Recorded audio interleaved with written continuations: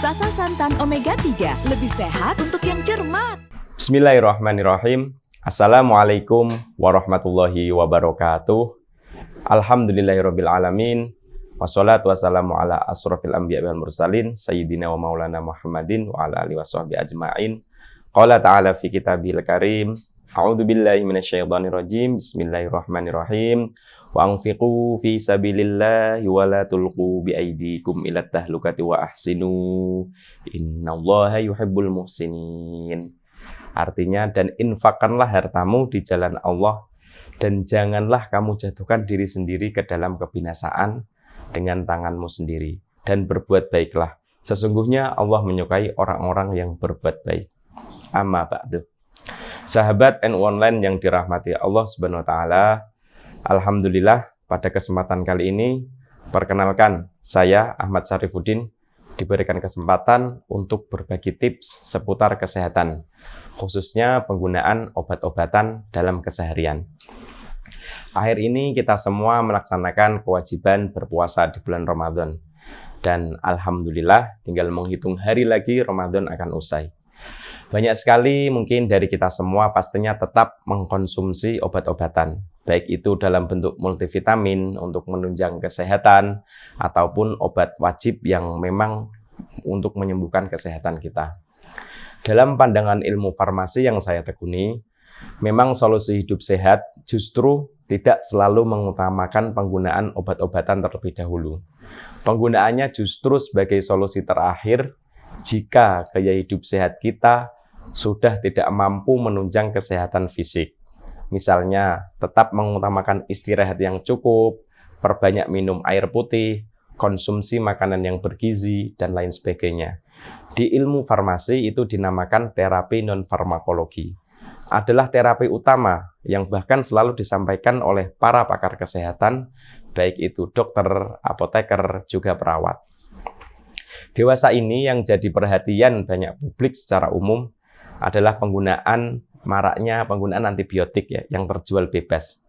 Misalnya pusing cari antibiotik, pilek dan flu cari antibiotik, bahkan nggak bisa tidur, gejala insomnia, kita cari antibiotik.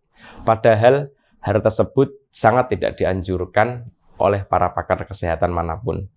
Antibiotik bukanlah obat dewa yang bisa menyembuhkan segala penyakit dan gejala. Bahkan sesuai namanya aja antibiotik, yaitu antiprobiotik atau antibakteri.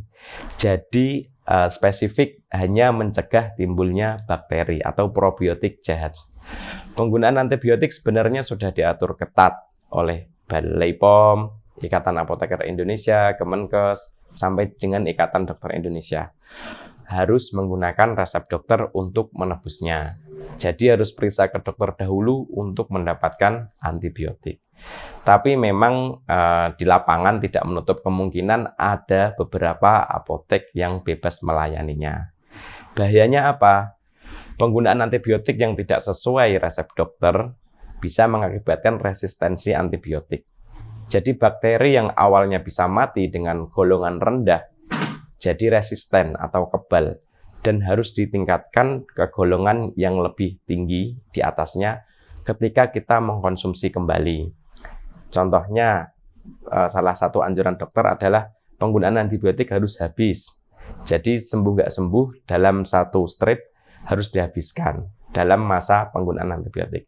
Itu yang mungkin memang jadi permasalahan di lingkungan ini. Bahkan bahayanya bisa menyerang sampai ke ginjal dan juga liver.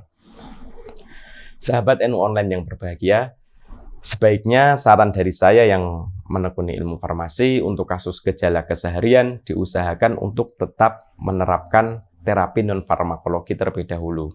Mulai dari perbaiki pola makan, perbanyak air putih, istirahat yang cukup, dan yang terutama adalah hindari hal yang mengakibatkan gejala tersebut.